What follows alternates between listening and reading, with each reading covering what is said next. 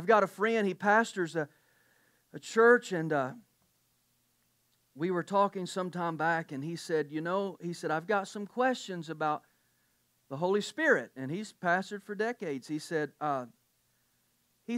how do you teach and embrace the gifts of the Holy Spirit without total pandemonium breaking out all the time?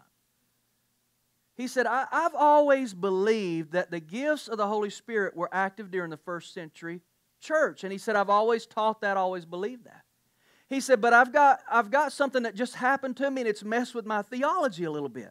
He said, one of my children needed glasses this week.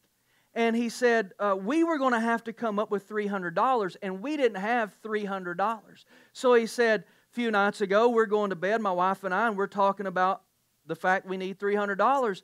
And she said, well, you're going to have to do something. You're going to have to think of something. So he said, I just prayed, God, somehow let this work out. He said the next morning, he said, I did my normal routine. He said, I went over to McDonald's, and he said, I got my coffee. And he said, when I turned to walk away, he said, this guy said, excuse me, sir.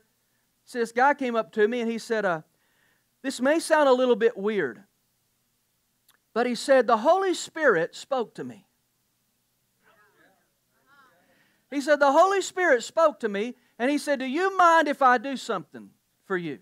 So he's thinking, oh man, this Holy Spirit thing coming on. I mean, I don't know what.